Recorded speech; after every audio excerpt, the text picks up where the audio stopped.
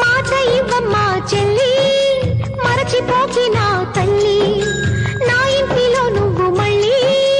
దీపాన్ని పెట్టమ్మా వెళ్ళి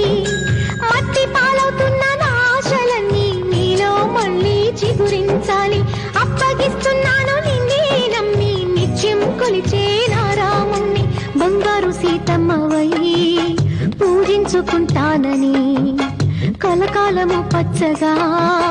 కనిపెట్టి ఉంటానని మాటికేళ్ల పెనిమిటైనా